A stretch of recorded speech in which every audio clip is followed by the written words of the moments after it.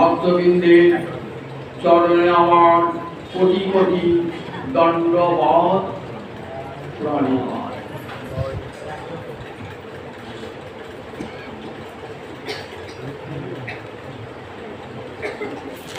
চৈতন্য চৈতামৃতে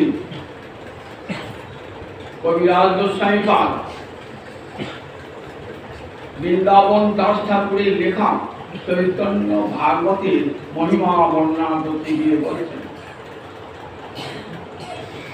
চৈতন্যের নিত্যানন্দ লীলা বর্ণনে হইল আবেশ, চৈতন্যের শেষ লীলা রহিল অবশেষ। চৈতন্য ভাগবত কার রচনা? বৃন্দাবন দাস ঠাকুর। একদিন বলি কোথা বাড়ি? দেনুর, এই বর্ধমান জেলায় মন্তেশ্বরের কাছে দেনুর। কে ছিলেন বৃন্দাবন দাস? শিবাসের রাজপুত্রী নারায়ণীর পুত্র, সাক্ষাৎ নিতাই চাঁদের কৃপা পাত্র। নিতাই চাঁদ তাকে গৌরলীলা বর্ণনা করতে আদেশ করেছিলেন। নিজ গুরুদেবের কথা বর্ণনা করতে করতে এত আবিষ্ট হয়ে গেছেন না, এত আবিষ্ট গেছেন, বলছেন নিত্যানন্দ লীলা বর্ণনে হইল আবেশ, চৈতন্যের শেষ লীলা রহিল অবশেষ। চৈতন্য লীলা বর্ণনা করতে গেছেন তো, কিন্তু নিজ গুরু নিত্যানন্দ লীলা বর্ণনা করতে গেছে এত আবিষ্ট হয়ে গেছেন যে চৈতন্যের সব কথা, বিশেষ করে শেষকালে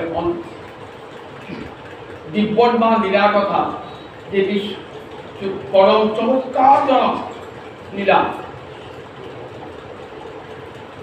গৌরহরি রসময়ী লীলা, রাধা ভাবে বিভাবিত হয়ে গম্ভীরা মন্দিরে নয়ন জলে মুখ ভাসিয়ে যে বিলাপ করেছিলেন, সেটি আর বলা হল না। মনে হয় যেন বইখানা হঠাৎ শেষ হয়ে গেল। তাই কবিরাজ গোস্বামী পাদ বলছেন, নিত্যানন্দ লীলা বর্ণনে হইল আবেশ, চৈতন্যের শেষ লীলা রহিল অবশেষ। চৈতন্যের শেষ লীলা আর বর্ণনা করতে পারেন নাই, নিজ গুরুর কথা বলতে বলতে এত আবিষ্ট হয়েছে। সেই অসমাপ্ত কাজকে সম্পূর্ণ করলেন কবিরাজ গোস্বামী পাদ। বৃন্দাবনে গোবিন্দ মন্দির দেখেছেন তো? এই গোবিন্দ মন্দিরে যিনি অধ্যক্ষ ছিলেন তার নাম হরিদাস পণ্ডিত। তিনি প্রতিদিন চৈতন্য ভাগবত পাঠ করতেন। সমস্ত ব্রজবাসী উৎকণ্ঠ হয়ে সেই চৈতন্য ভাগবত শ্রবণ করতেন। তাদের অন্তরের বাঞ্ছা ছিল যে মহাপ্রভুর যে শেষ লীলা, অন্তিম লীলা, অন্তলীলা, দিব্যমান লীলা, সেটি কার কাছে শোনা যায়? শুনতে বড় আকুলতা জাগল, কিন্তু কে বলবেন চৈতন্যের অন্তিম লীলার কথা? বলতে পারেন একজন, কিন্তু তিনি তো বয়সের ভারী শান্ত ক্লান্ত, ৮০-র উপর বয়স হয়ে গেছে, অশীতিপর বৃদ্ধ। তাকে অনুরোধ করলে হয়তো রক্ষা করবেন বটে, কিন্তু কেমন করে তাকে বলি? সমস্ত বৈষ্ণবেরা একত্রিত হয়ে গেলেন কৃষ্ণদাস কবিরাজের কাছে। কোথায় বাড়ি কৃষ্ণদাস কবিরাজের? এই ঝামরপুর কাছে, এই ঝামরপুর মালবাজার, এখন কত কত তীর্থ কাছে ঝামরপুর। ঝামরপুর বহরান একাদশী দিন, বিজয়াদশী পর একাদশী উৎসব হয়। তখন বললে, আপনারা বৈষ্ণব এসেছেন, আপনাদের আদেশ তো শিরোধার্য, কিন্তু আমি তো অতি বৃদ্ধ, হস্ত হালে মনোবৃত্তি নাহি রহে স্থির, আমার হাত কাঁপছে, কলম ধরল কেমন করে, মনোবৃত্তি ঠিক। পঞ্চক্রিয়ায় আমার শরীর ব্যাধিগ্রস্ত হয়ে যাচ্ছে। আমি চোখে ভালো করে দেখতে পাই না, কানও ভালো করে শুনতে পাই না। কিন্তু বৈষ্ণব আপনারা, ব্রজবাসী বৈষ্ণব, আপনাদের আদেশটা লঙ্ঘন করি কেমন করে? দেখুন, এই কৃষ্ণদাস কবিরাজ কার কৃপাটা পেয়েছেন? রঘুনাথ দাস গোস্বামী। মহাপ্রভুর অপ্রকটের পর রঘুনাথ দাস গোস্বামী চলে যান বৃন্দাবনে। বৃন্দাবনে গোবর্ধন পাহাড়ের উপরে নিজের দেহটাকে ত্যাগ করতে চেয়েছেন। তিনি রূপ আর সনাতন এসে ধরেছেন। দেখো রঘুনাথ, এই দেহের উপর আর তোমার কোনো শর্ত স্বামিত্ব নাই, কারণ এ দেহ তুমি গৌচরণে নিবেদন। তখন রঘুনাথ দাস নিয়ে এলেন রাধাকুণ্ডের তীরে বসে। রঘুনাথ দাস গোস্বামী দিবারাত্র হারাহি হারাহি করে থাকে। আজও দেখবেন রাধাকুণ্ডের তীরে, সেখানে গেলেই মনে হয় রঘুনাথ দাস গোস্বামীকে নয়ন জলে মুখ হাসি হারাহি করে ফেলেছে। মাথার উপর করে ছাউনি নাই। তীব্র রৌদ্রে জ্যৈষ্ঠ মাসের দিনে ছাতি ভেজে যাচ্ছে, তবু নয়ন জলে বিশ্রাম নাই। আষাঢ় মাসে বৃষ্টি, শীতকালে শীত, সব উপেক্ষা করে হাড়াহাড়ি করে কাঁদছেন রাধা কুণ্ডের।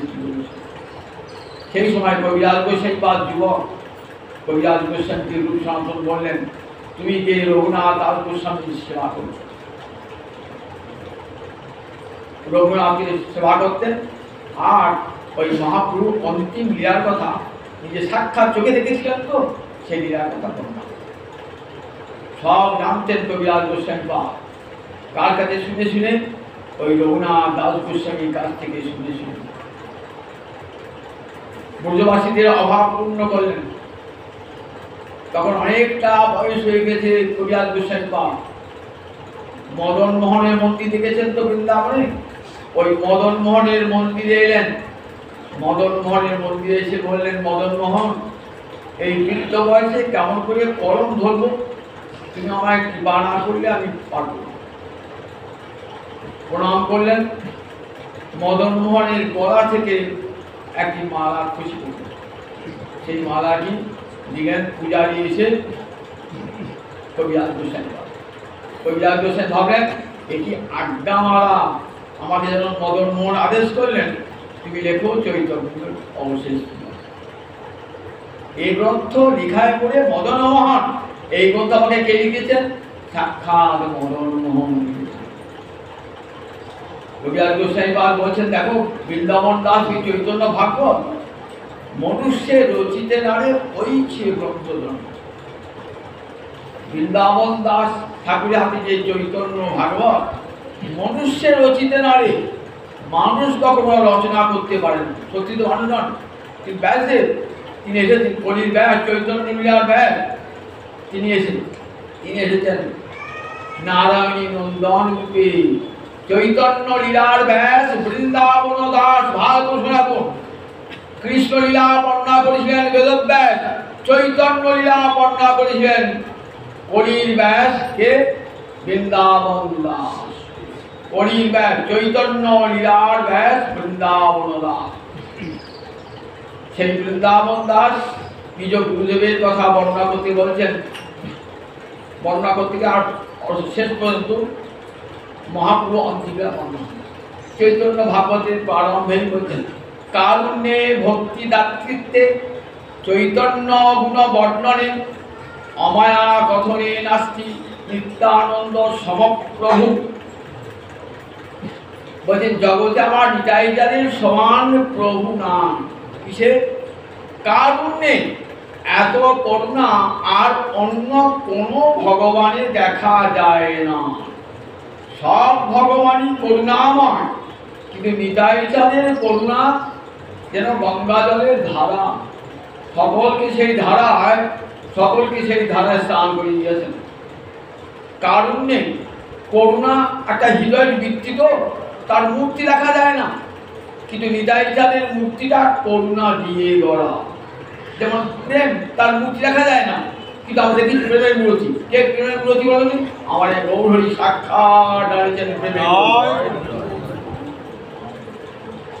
কে গাইছেন, কে বলেছেন? এটি নরবী সরকার ঠাকুর বলছেন, সখী কহ না গৌর কথা, গৌর নাম আমি আধাম, প্রীতি মূরতি দাতা।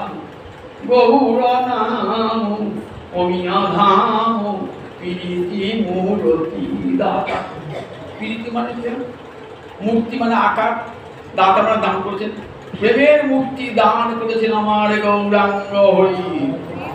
প্রেম আমরা জানতে পারতাম প্রেম জিনিসটা কি?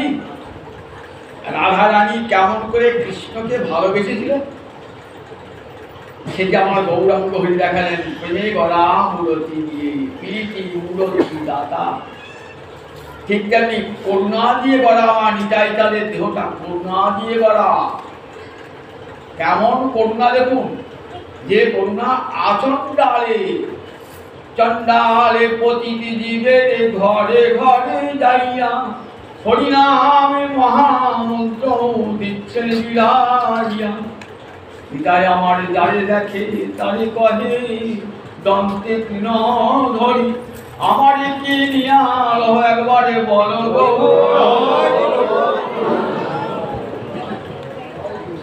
দেখি এই করুণা কোন ভগবান দেখেছেন? আমারে কিনিয়ালহ, আমি তোমাদের কৃতদাস হয়ে রইব, তোমরা একবার গৌর বলো, একবার গৌর বলো। বাংলাদেশের নগর নগরী গ্রামে গ্রামে অলিতে গলিতে সর্বত্র ভজ গৌরাঙ্গ কহ গৌরাঙ্গ লহ গৌরাঙ্গে নামি। আমার যে জনা গৌরাঙ্গ হরে সে হয় আমার প্রাণে। এ কথা কি কার কথা? হৃদয় চাঁদের কথা। হৃদয় চাঁদ কেমন করুণার ঠাকুর, তোদের হাতে ধরি পায়ে পড়ি একবার বলে গৌর হরি। তোদের হাতে ধরি পায়ে পড়ি একবার বলে গৌর হরি। কতখানি করুণার গড়জোড়ে দিন একবারে বিচার নাই। ব্রহ্মার দুর্লভ প্রেম দিতেছেন যাচিয়া, পতিত পামর প্রভু কবু নাহি বাঁচে। ব্রহ্মার দুর্লভ প্রেম সহকারে যাচ্ছে। ব্রহ্মার দুর্লভ যে রাধা প্রেম ব্রহ্মাদি দেবগণ বাঞ্ছা করেন কিন্তু পান না। কোথায় লেখা আছে কথা? শ্রীমদ্ ভাগবতে উদ্ধব বলছেন, ভোগ পর্যন্ত দিগণ তোমাদের প্রেমের একটা না ব্রহ্মাদি দেবগণ যোগী ঋষিগণ বাঞ্ছা করেন কিন্তু পায় না। সংসার ভরে ভীত যোগীরা অরণ্যে গিয়ে চোখে জল ফেলেন, ওই ব্রজগোপীদের প্রেমের একটু কণা নাই। সেই প্রেম দিতেছেন যাচিয়া। তাহলে কত বড় দান একবার চিন্তা করে দেখি। তাকে দিলেন কলিযুগের মানুষকে, যে কলিযুগের মানুষের ধর্মকর্ম নাই, যে কলিযুগের মানুষ অনাচারী, ব্যভিচারী, দুরাচারী, যত প্রকার আচার ভ্রষ্ট হয় সব কিছু, সেই কলিযুগের মানুষকে দান করলেন। চণ্ডালে প্রতিটি জীবের ঘরে ঘরে যাইয়া হরিনামে মহামন্ত্র দিচ্ছেন বিলাইয়া। যারে দেখে তারে কহে দন্তে তৃণ ধরি, আমারে কিনিয়াল একবার বলো গৌর হরি। কারণে ভক্তি রাত্রিতে এই করুণা আর অন্য কোনো ভগবানে দেখা যায় না। এই করুণা গৌর হরি এলেন পৃথিবীতে রাধা প্রেম বিতরণ করবার জন্য, কিন্তু তিনি তো রয়ে গেলেন বন্দী। কোথায়? লীলাচলে রয়ে গেলেন বন্দী। সেখানে দিবারাত্র কাঁদছেন, নয়ন জলে কাঁদছেন, যেমন করে রাধা লিখে দিয়েছিলেন। 24টা বছর ঘরে ছিলেন, 24টা বছর 6টা বছর সারা ভারতবর্ষ পরিভ্রমণ করলেন, 18 বছর রয়ে গেলেন লীলাচলে। আর তো নাম বিতরণ করবার জন্য আসেন নাই। এবার কে এলেন? সেই অসমাপ্ত কাজ কে পূর্ণ করলেন? নিতাই চাঁদ সর্বত্র ঘরে ঘরে নাম দিলেন। দুই ভাই এক তনু সমান প্রকাশ, একই দেহ যেন নিতাই আর গৌর সমান প্রকাশ। জগৎ জীবের দ্বারে দ্বারে কাউকে পাচ্ছিলেন না, সকলকে দান করলেন। চণ্ডাল মহাপুর যা বাঞ্ছিত সে সকল নয়নে দেখিবে যারে, নাম প্রেম দিও তারে। দেখো নিতাই কেহ যেন বঞ্চিত না হয়, যাকে চোখে দেখবে তাকেই কৃষ্ণ নাম পাপ দেবে। জাতির বিচার করবে না, কুলের বিচার করবে না, ধর্মের বিচার করবে না, বর্ণের বিচার করবে না, আচারের বিচার করবে না, যাকেই নয়নে দেখবে তাকেই কৃষ্ণ নাম বলাবে। যাকে দেখেছেন তাকে কৃষ্ণ নাম বলেছেন। ভাবে দেখি ব্রাহ্মণে কি কৃষ্ণ নাম দেবো, এই চন্ডাল চারাল বড়া পড়া একে দেবো না, চন্ডালকে দিলেন আবার ব্রাহ্মণ দিলেন। এই লোকটা পুণ্যবান একে দেবো নাম, আর এই লোকটা পাপিষ্ঠ দেবো নাম। এই লোকটা ধনী একে দেবো, দরিদ্র তাকে দেবো না। সকলকে আচরণ দাঁড়িয়ে কৃষ্ণ নাম, আচরণ দাঁড়িয়ে। কত বড় করুণা আমার নিতাই চালে দেখুন একবার। আবদ্ধ করুণা সিন্ধু কাটিয়া মহান, ঘরে ঘরে বলেছে আমি আলো। যে করুণা সিন্ধু আমার মহাপ্রভু আটকেছিল তার মান কেটে দিলেন। জগৎজীবের দ্বারে দ্বারে দেওয়া এই প্রেম, সবার কেউ যেন প্রেম থেকে বঞ্চিত না হয়। সংসারের পার হইয়া ভক্তির সাগরে যে ডুবিবে সে ভজুক আমার নিতাই চালে। বৃন্দাবন দাস বলেছেন সংসার পার হয়ে যদি কেউ ভক্তির সাগরে ডুবতে চান তাহলে আমার নিতাই চাঁদের চরণ আশ্রয় করুন। নিতাই চরণ সত্য তাহার নিতাই পদ সদা করো। যদি গৌর ভজতে হয়, যদি রাধামাধবকে ভজতে হয়, আগে নিতাই চাঁদের চরণ ভজনা, তাহলে নিতাই ভজলে গৌর পাবো আর রাধা মানে। কারণ এই ভক্তি দাঁড়িয়েছে কি ভক্তি দান করে দেখো। যে ভক্তি ব্রজ গোপীরা গোবিন্দকে যে ভক্তি দিয়ে সেবা করতেন সেই ভক্তি দান করলেন কলিজীবের দানে। তাই ভক্তি দাতৃত্ব চৈতন্য গুণবর্ণনে আমার মহাপ্রভুর গুণবর্ণনায় মুখ অমায়া কথনে বলেন। আমার মহাপ্রভুর কথা কেমন অকপট কথা, যেখানে কোনো প্রকার কুটিলতা ছিল না, অমায়া অকপট বচনে নাস্তি নিত্যানন্দ সমপ্রভু। নিতাই চাঁদের সমান কেউ নাই। বৃন্দাবন দাস ঠাকুর চৈতন্য ভাগবতে আরম্ভে কোথায় এসেছিলেন এই নিতাই চাঁদ? মহাপ্রভু এসেছিলেন নবদ্বীপে। নিতাই চাঁদ কোথায় বলে দেখি? এক চক্রা, নাম তো শুনেছেন অনেক, নাম এক চক্রা। এক চক্রের কেন নাম হল? সূর্যের রথের নাম এক চক্র, সূর্যের রথের নাম। সেই রথে চড়ে সূর্যদেব জগতে আলোক বিতরণ করেন, অন্ধকার নাশ করেন। এক চক্রের ধামটা যেন নিতাই চাঁদ, নিতাই সূর্যের রথ। ওই এক চক্রা ধামকে অবলম্বন করে নিতাই চাঁদ কি করেছেন? নাম প্রেম বিদায়ে জগতের অন্ধকার দূর করেছেন, নাম প্রেম বিতরণ করে জগতের অন্ধকার দূর করেছেন। ওই সূর্যের রথ যখন সূর্যকে ধরে রাখে, জগতে আলোক বিতরণ করে, ঠিক তেমনি ওই এক চক্রা ধাম নিতাই চাঁদের আধার, নিতাই চাঁদের আধো সেই রথে বসে জগতের অন্ধকার দূর করছেন, তাই নাম এক চক্রা। এটা একটি মহাভারতের প্রসিদ্ধ তীর্থস্থান, যেগুলো মহাভারতে করেছেন আদি খণ্ডেই এই এক চক্রা ধামের মহিমা। একটা জায়গায় দেখবেন পাণ্ডব তলা, তার মানে কি এখানে পাণ্ডবেরা থাকতেন। আর একটা নাম আছে গর্ভবাস। যখন নিতাই চাঁদ তার মায়ের পেটে, মায়ের নাম কি ছিল? পদ্মাবতী। পিতার নাম কি ছিল? হারাই পণ্ডিত। পদ্মাবতী পেটে যখন 8 মাস রয়েছেন না, এক যোগীরাজ এলেন। সেই যোগীরাজ এসে দেখি বলছেন গর্ভবাস, গর্ভবাস। সবাই জিজ্ঞেস গর্ভবাসের অর্থ কি? তা বলেন স্বয়ং অনন্তদেব বলরাম এই গর্ভে বাস করতে শীঘ্রই তার প্রকাশ হবে। তিনি কে ছিলেন? গর্গাচার্য। কৃষ্ণলীলায় নামকরণ করেছিলেন বলরামের এবং কৃষ্ণের। তিনি যোগীরাজ ছিলেন। পাণ্ডব তলা বলে জায়গাটা আছে না, এখানে পাণ্ডবের বাস করতেন। তখন বলুন দেখি, যখন বর্ণাবতে পুরাতন জ্যোতিগৃহ তৈরি করেছিলেন মারবার জন্য পাণ্ডবদের।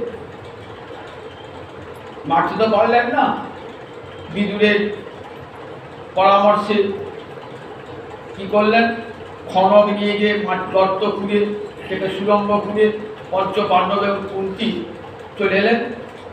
পরে ভীম আগুন লাগিয়ে দিয়েছেন ওই জ্যোতিগৃহে।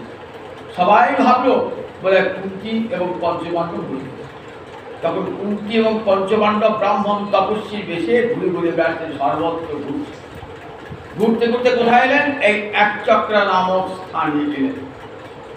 ব্যাসদেব এলেন সঙ্গে। ব্যাসদেব বললেন এখানে 1 মাস থাকুন, তারপর আমি পড়া। যুধিষ্ঠির বলছে আহা কি সুন্দর জায়গা, অনেক জায়গায় থেকেছি তো, কিন্তু এমন সুন্দর পরিবেশ দেখি না, ধাম তীর্থ, এত মনোরম পরিবেশ, প্রাকৃতিক পরিবেশ, খুব আনন্দ পেয়ে ধাম থেকেই যেন আনন্দ পাচ্ছি। রাত্রে স্বপ্ন দেখছেন, স্বয়ং শ্রীকৃষ্ণ স্বপ্নদান করেছে যুধিষ্ঠিরকে। যুধিষ্ঠির জানো, কলিকালে এইটা হবে মহাতীর্থ, আমি আবির্ভূত হব নবদ্বীপে, আর আমার দ্বিতীয় বলরাম আবির্ভূত হবেন এই একচক্রা, এই সেই তীর্থস্থান। তখন জানলেন যে এটি তীর্থস্থান, এখানে কি আসবেন, অনন্তদেব বলরাম আবির্ভূত হবেন। অনন্তদেব বলরাম আবির্ভূত হবেন। রাঢ় দেশে একচক্রা গ্রামে মাঘ মাসের শুক্লপক্ষে ত্রয়োদশী তিথিতে আবির্ভূত হলেন নিতাই চাঁদ। পদ্মাবতী কোল আলো করে আবির্ভূত হলেন নিতাই চাঁদ। বাল্যকালটা কেমন করে কাটল, বাল্যকাল 12টি বৎসর ঘিরে রইলেন। কেমন খেলা করতেন, রামলীলার খেলা, কৃষ্ণলীলার খেলা, অন্য কোনো খেলা নয়, কৃষ্ণলীলার খেলা। কখনো বকাসুর বধ, কখনো অঘাসুর বধ, এইসব হচ্ছে। আবার রামলীলায় কখনো রাম রাবণের যুদ্ধ। ছোট ছেলে এই খেলা কেবল। হারাই পণ্ডিত পিতা সব সময় কুবের, বাল্যকালের নাম ছিল কুবের, কুবেরকে সব সময় চোখে রাখতেন, যেখানে যে সঙ্গে নিতেন কুবের। 7টি ছেলে, তার মধ্যে নিত্যানন্দ সর্বজ্যেষ্ঠ। হারাই পণ্ডিতের 7 সন্তান, তার মধ্যে নিতাই চাঁদ জ্যেষ্ঠ পুত্র। এত ভালোবাসতেন, কখনো কোনো জায়গায় নিতাই চাঁদকে এক মুখ দেখতে লাগবে থাকতে পারতেন। এমনি করে 12টি বছর কাটল। হারাই পণ্ডিতের মনে ভয় হয় যে না, আমার এই কুবের ছেলেটি থাকবে না সংসারে, কেমন যেন ভয় হয় একটা।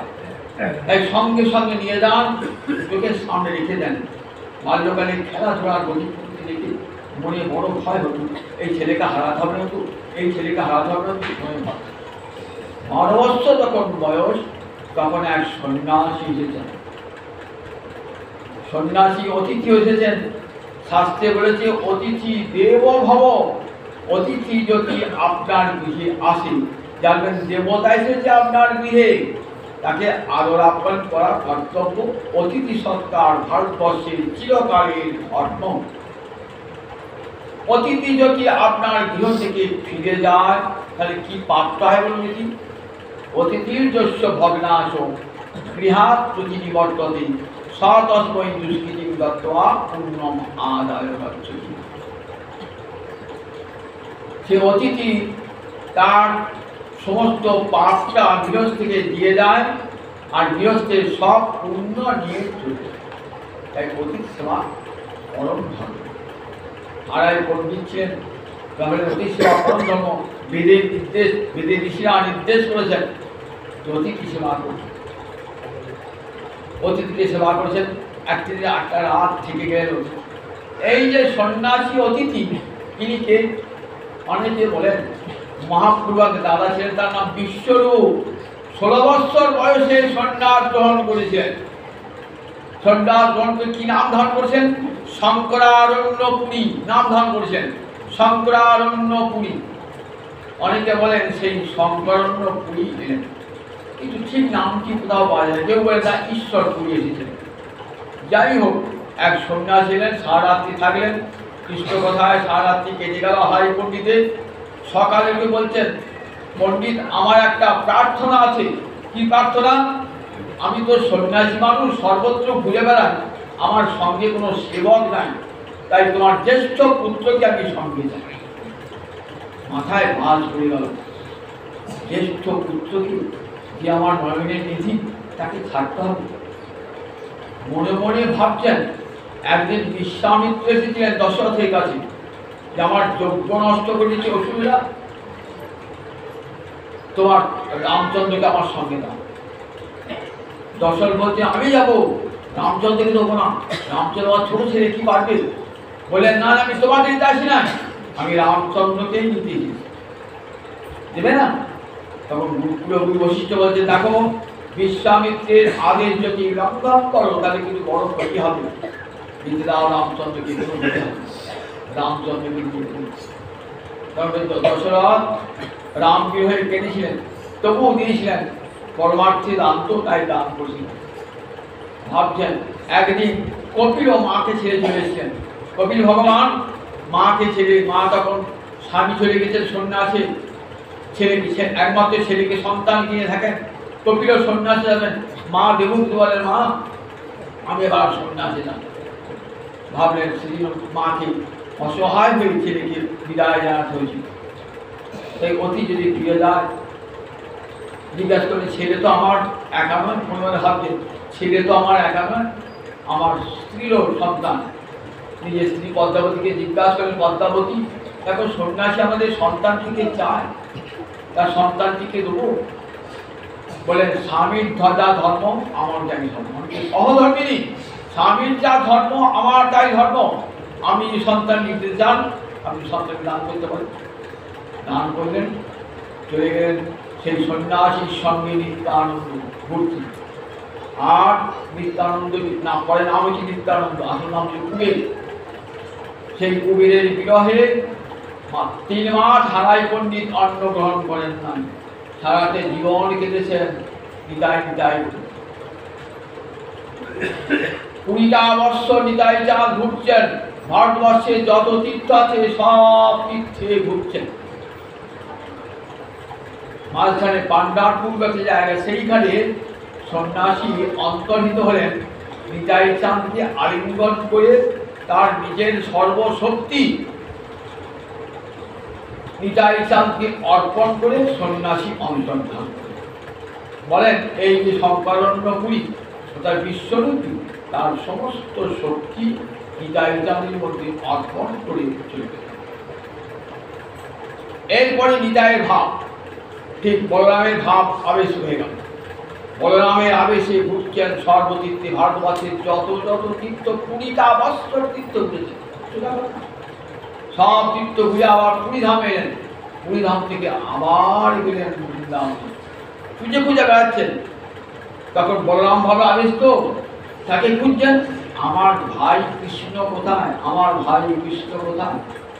একবার যাচ্ছেন মহিষী বন, একবার যাচ্ছেন ভান্ডি বন, দ্বাদশ বন ঘুরে বেড়াচ্ছেন। যমুনার কুল সর্বত্র ঘুরছেন, শ্যামকুণ্ড, রাধাকুণ্ড, সব গিরি গোবর্ধন, সব কোথায় আমার ভাই, কোথায় আমার ভাই বেড়ায়, কোথায় আমার ভাই বেড়ায়। সব জায়গায় আমার ভাইয়ের সিংহাসন আচ্ছাদিত। নয়ন জলে ভাসছেন, কোথায় আমার ভাই গেল, কোথায় আমার ভাই গেল বলে কাঁদছে।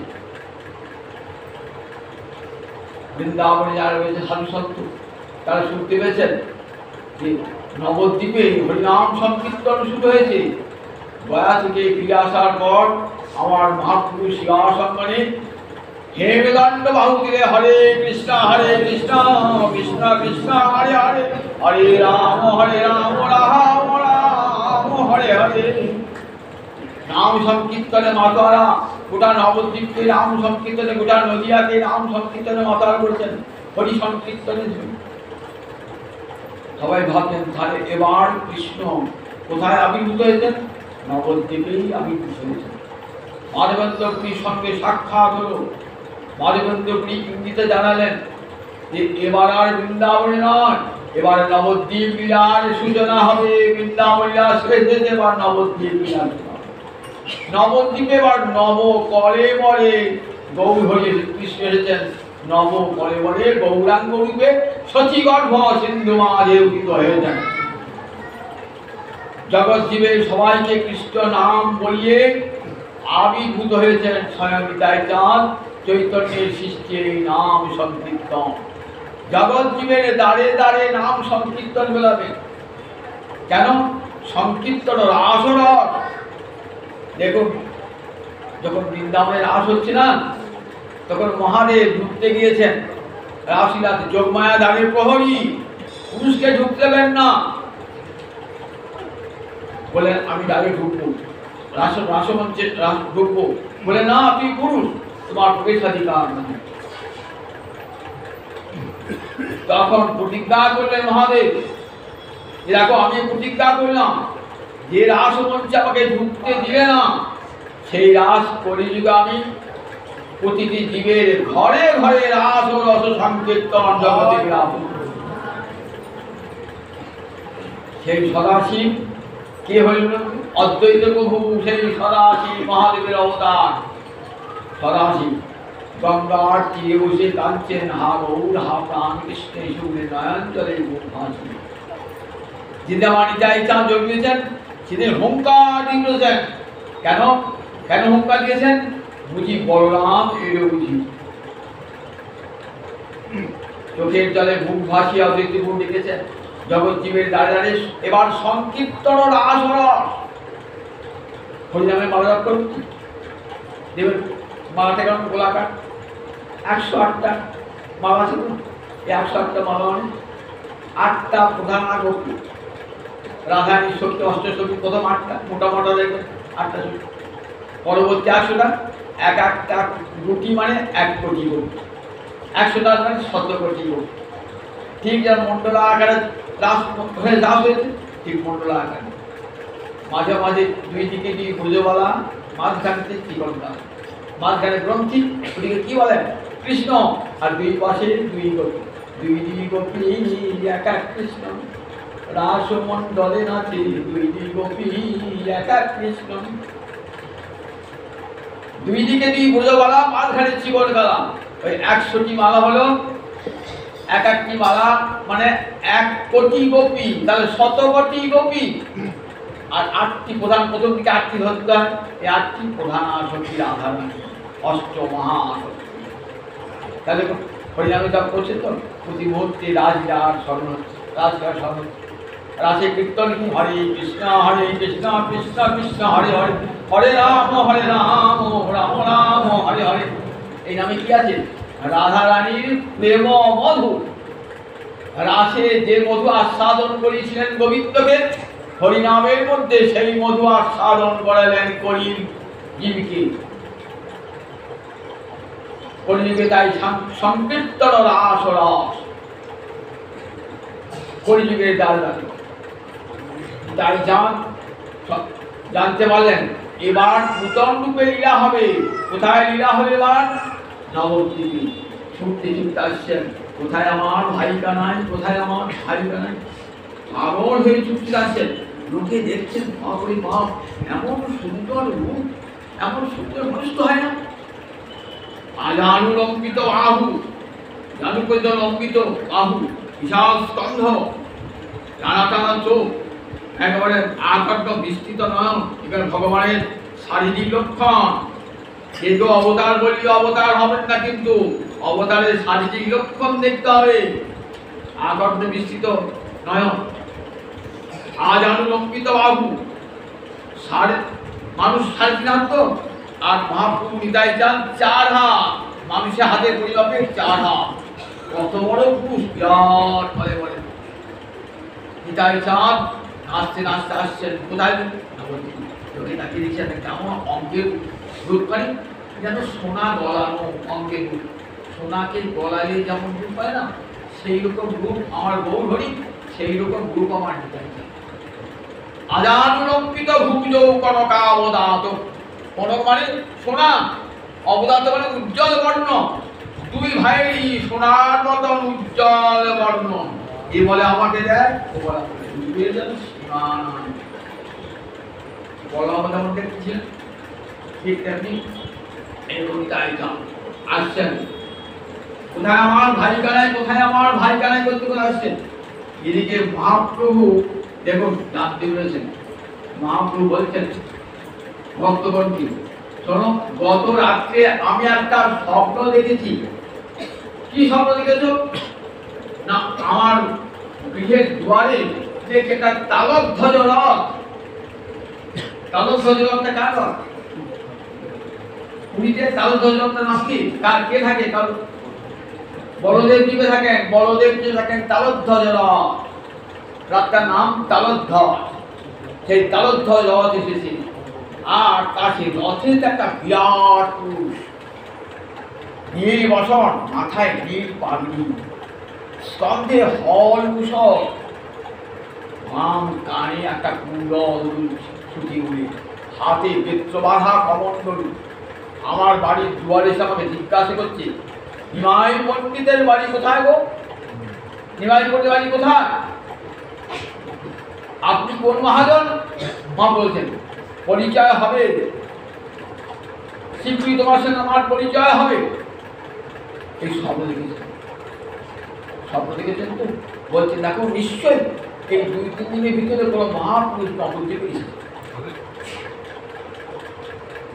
শিবাস, দেখো তো হরিদাস, দেখো তো কোথায় কোনো মহাপুরুষ এসেছে। সব সারা নবদ্বীপ ঘুরে ঘুরে বেড়ায়, নবদ্বীপ বাইরে কোথাও দেখতে পেলেন না কোনো মহাপুরুষ। যেমন যার বর্ণনা দিলেন তেমন মহাপুরুষকে দেখতেই পেলেন না। দেখে বলছেন, প্রভু আমি যা মানুষের কথা বললেন তো কোথাও সেরকম কোনো পুরুষ দেখলাম না। দেখলে না? চলে সমস্যা কোথায় এসে নিতাই চাঁদ বসে আছে বলুন দেখি? নন্দন আচার্যের গৃহ। আজ নবদ্বীপে যাবেন, নন্দ আচার্যের গৃহ, যেখানে সে লুকিয়ে বসে আছেন। কেন? দেখি আমার ভাই কানাই আমাকে চিনতে পারে কি না। নন্দন আচার্যের গৃহে বসে আছেন। নন্দন আচার্যের গৃহে বসে আছেন। তো মহাপ্রভু বলছেন, চলো তোমার পেলে না, চলো। এবার মহাপুরুষ সমস্ত পার্শ্বদকে সামনে নিয়ে গেলেন নন্দন আচার্যের গৃহে। অতি গুরু নিত্যানন্দ এই অবতারে শ্রী চৈতন্য জানায় যারে সে জানিতে পারে। খুব ভালো করে শুনুন, অতি গুরু নিত্যানন্দ এই অবতারে শ্রী চৈতন্য জানায় যারে সে জানিতে পারে। গৌর হরিকে জানা যায়, কি নিতাই চাঁদকে জানা যায় না। যদি নিতাই চাঁদ জানায়, যদি গৌর হরি জানায় নিতাই চাঁদকে, তবেই জানতে পারে। নিতাই আমার রহস্যে ঢাকা ভগবান, সাক্ষাৎ বলরাম সংকর্ষণ, আবির্ভূত হয়েছেন নিত্যানন্দ রূপে। তেতায় লক্ষণ রূপে সেবা করছেন রামচন্দ্রের সঙ্গে সঙ্গে লক্ষণ রূপে। সেই লক্ষণই আবার এসেছেন নিত্যানন্দ রূপে। অন্তরে বড় দুঃখ ছিল। কি দুঃখ ছিল? আমি তো ভাই, আমি কঠোর আজ্ঞা, ভাইয়ের কঠোর আজ্ঞা পালন করেছি। আমি ভাইকে নিষেধ করতে পারি না, নিষেধ করতে পারি না, কারণ আমি তো ভাই। আমার ভাই ঘাসের উপর শুয়েছে, জল মাত্র খেয়ে উপোস করেছে।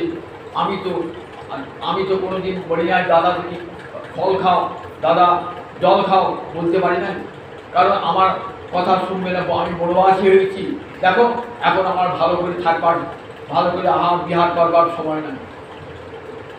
লক্ষণ মনে মনে কষ্টবোধ করেছেন, ভেবেছিলেন যদি কৃপা করে আবার আমাকে জন্ম দাও, যেন জ্যেষ্ঠ ভ্রাতা করে জন্মদান করো, আমি আজ্ঞা করবো, আমার ভাই পালন করবো। তাই অগ্রজ ভবিতা দেব হরে প্রিয় চিকিৎসা। সুখদেব বলছে, মহারাজ এবারে বলরাম আগে এসেছে। অগ্রজ ভবিতা দেব হরে প্রিয় চিকিৎসা, ভাইয়ের মঙ্গল সাধন করবেন বলে দাদা হয়ে এসেছেন। দাদা যেমন ভাইয়ের উপর জোর থাকে, সেরকম জোর খাটাবেন বলে দাদা হয়ে এসেছেন। এসে লুকিয়ে আছেন কোথায় নিতাই চাঁদ? লুকিয়ে আছেন নন্দন আচার্যের ঘরে। মহাপ্রভু গেলেন।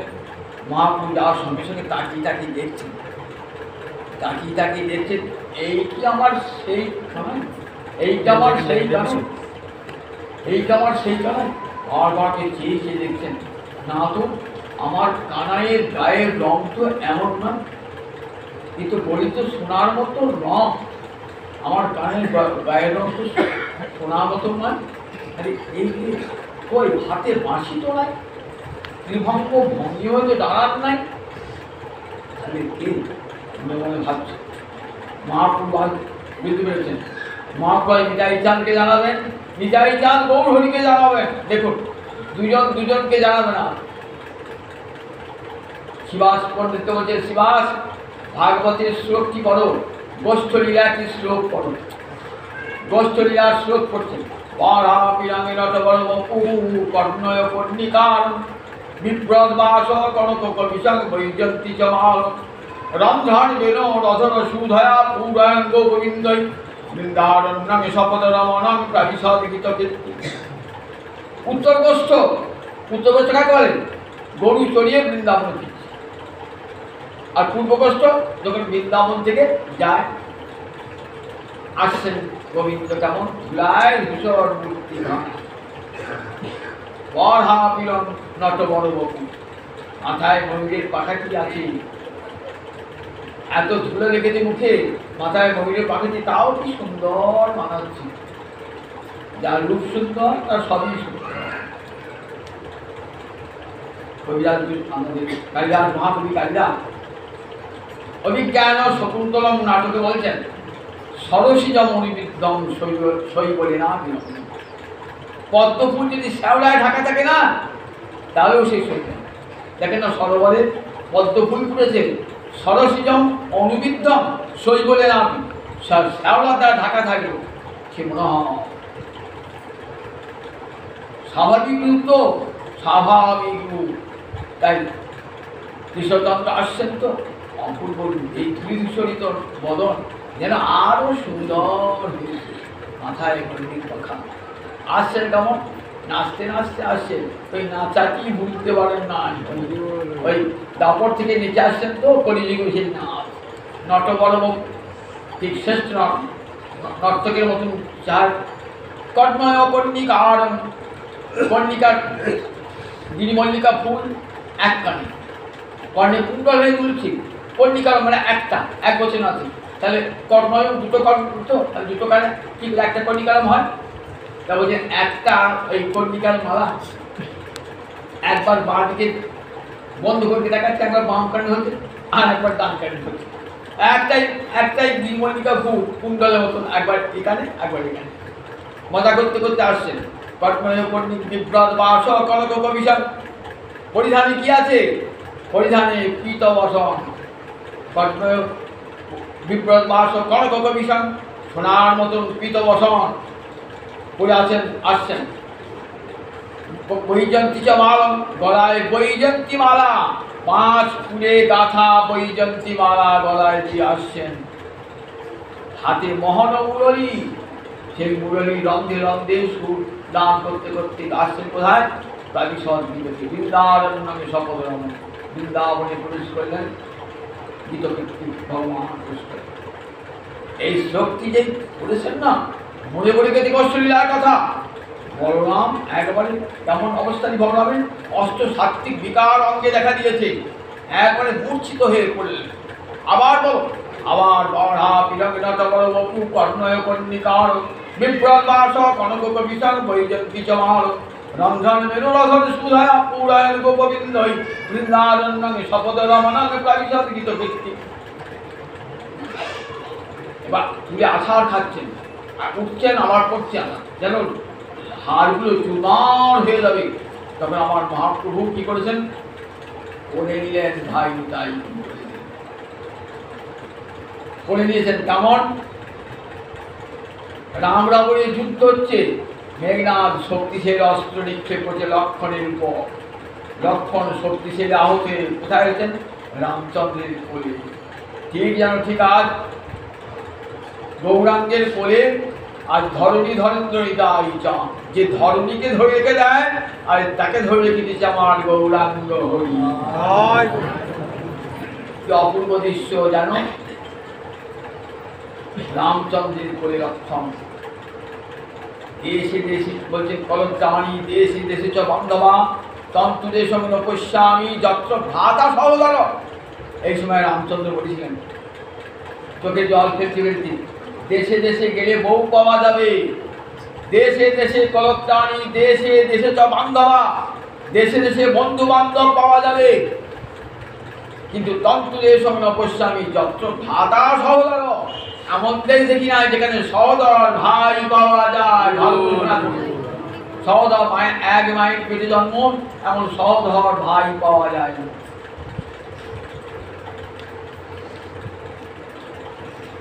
অনেকক্ষণ পর বলছেন শ্রীপাদ তুমি মূর্ছা ভাগবতের শ্লোক শ্রীপাদ করে আওড়াতে আওড়াতে অনেকক্ষণ পর মূর্ছা দশা দূর হল। বলছেন শ্রীপাদ কোথেকে আসছো? বলছেন আসছি বৃন্দাবন থেকে। বৃন্দাবন থেকে কোথায় আমার ভাই কানাই? বলে ছুটতে ছুটতে আসছি। তখনও গৌরহরি তার নিজের স্বরূপটা দেখান না। বললেন আগামীকাল তো ব্যাস পূজা, গুরু পূর্ণিমা। তা গুরু পূর্ণিমাটা কোথায় হবে?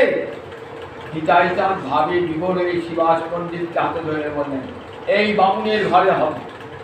খুব আনন্দ শিবাস পণ্ডিতের। এইখানে ব্যাস পূজা হবে। প্রতি ব্যাস পূজা হয় বলেন দেখিনি?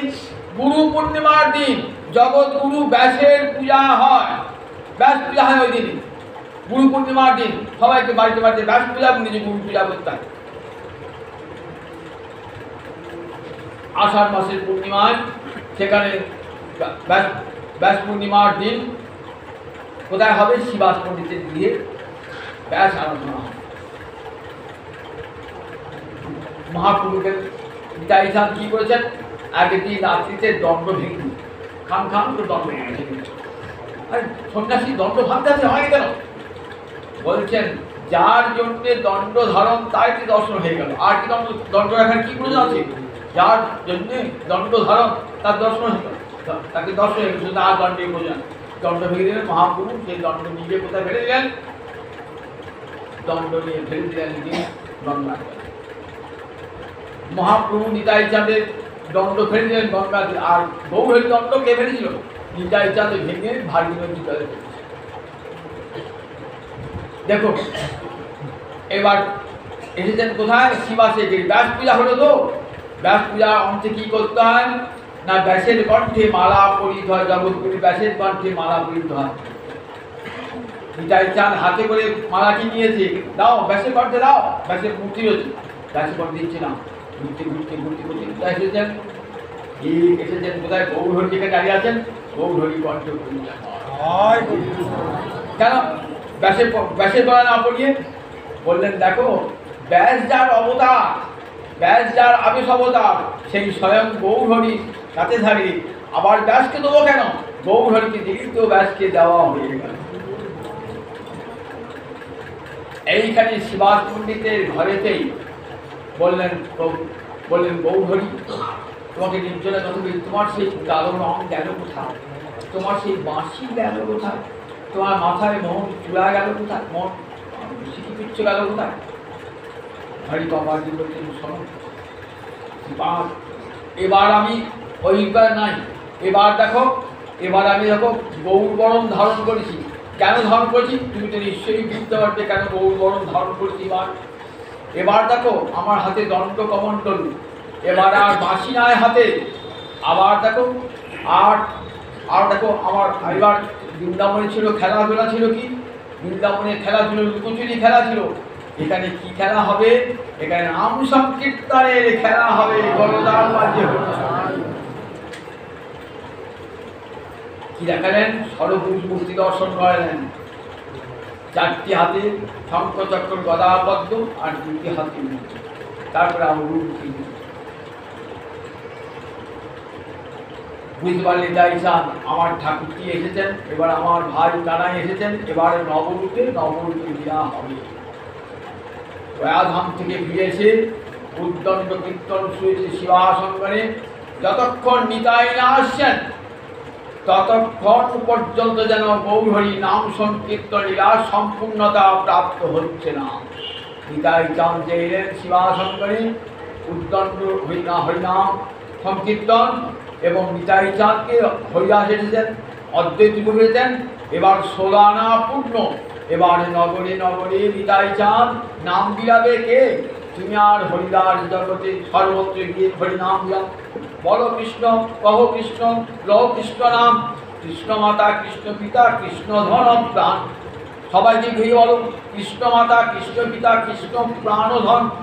জগতে দেখো একটা ভিক্ষা করবে বড় কৃষ্ণ বলে বড় বহ কৃষ্ণ বড় কৃষ্ণ রহ কৃষ্ণ নাম এই ভিক্ষা যায়। নবদ্বীপে প্রতিটি নগরে নগরে হরিদাস আর নিতাই চাঁদ দিয়ে সর্বত্র হরিনাম আমার মহাপ্রভু আদেশকে সুধার্য করে সর্বত্র হরিনাম বিতরণ করলেন। জগায় মাথায় পাপিষ্ট তাকে পর্যন্ত হরিনাম থেকে বঞ্চিত করলেন না। তারপরে আমার মহাপ্রভু সন্ন্যাস গ্রহণ চলে গেলেন।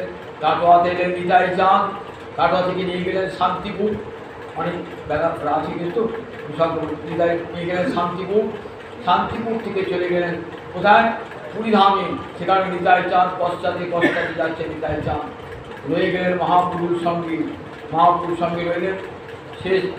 শেষে মহাপ্রভু অন্তিম আকারে একদিন বলছি নিতাই চাঁদ দেখো আমি রইলাম মুনি ধর্ম গ্রহণ করি, তুমিও যদি মুনি ধর্ম গ্রহণ করে থেকে দাও এই গম্ভীরায় তাহলে জগতের নাম বিলাবে কি, যাও তুমি জগৎ জীবের দ্বারে দ্বারে হরিনাম দাও বা চণ্ডাল পতিজীবের ঘরে ঘরে যাইয়া হরিনাম মহামন্ত্র বিতরণ করো, আচণ্ডালে বিচার করবে না, সর্বত্র হরিনাম ব্রাহ্মণ থেকে আরম্ভ করে চণ্ডাল পর্যন্ত, পুণ্যবান থেকে পাপিষ্ঠ পর্যন্ত, ভাগ্যবান থেকে একবারে অতি দুর্ভাগ্যজীব সকলকে দেবে হরিনাম। সবাই যেন নিজ হাড়ি পুঁথি চণ্ডাল ভাববে না, সকলকে দেবে, স্ত্রী পুরুষ স্ত্রী বিশেষে সবাইকে দেবে হরিনাম।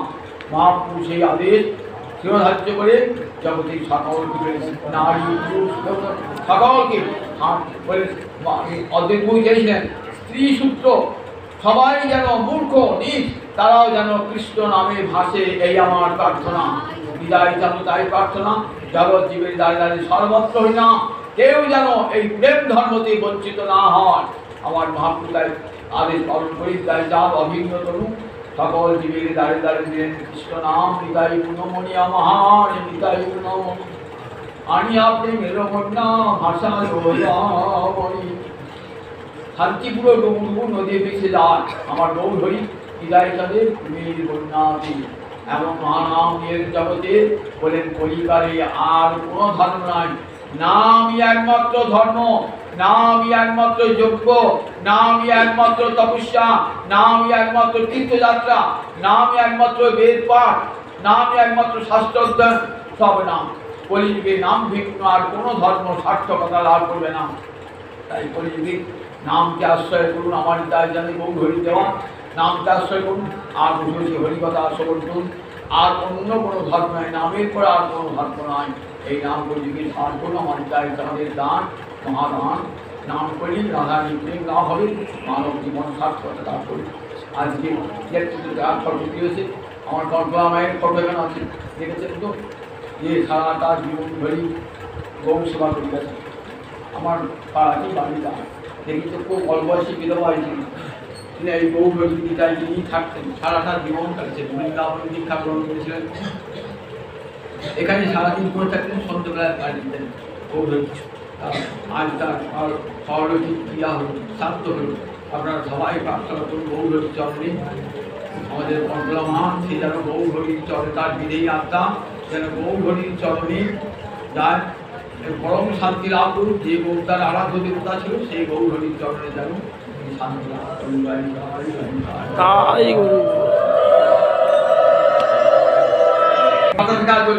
রামচন্দ্র রাজার ছেলে পড়াচ্ছি, রামচন্দ্র রাজার ছিল, তিনি কিন্তু ভালো ভালো মিষ্টি আসবেন রামচন্দ্রের জন্য নিয়ে আসবেন। রোজ আপনি থেকে পাটালি আসেন ওই বাতাস আপনি বাতাস আপনি খেতে পারেন, বউকে বাতাস দিচ্ছেন, বেশ বউ ভালো বৈরাগী যাবে, রামচন্দ্র বৈরাগী নয়, রামচন্দ্র রাজার ছেলে, কিন্তু রামচন্দ্রকে ভালো খাওয়া দাওয়া কিন্তু সবার তো টাকা পয়সা আছে, কেউ ব্যাংকে টাকা জমা দেবেন না, সেই টাকাটা ওর সেবা লাগাবেন, ভগবানের সেবায় লাগাবেন, কিছু তো ভগবানের সেবায় লাগাতে হবে। আপনার যে ব্যাংকে কিছু করলে হবে না, এই ব্যাংকে তো কিছু করতে ব্যাংকটা যেন রামচন্দ্রের সেবায় লাগে, ভালো থাকে পাঠালি থেকে দুটো পালাবো রামচন্দ্রকে এসব খাওয়া যাবে না, মাথা থেকে আসবে না, দশরথ নন্দন ওদের যা রাজা তাকে ভালো মন্দ খাওয়া যাবে।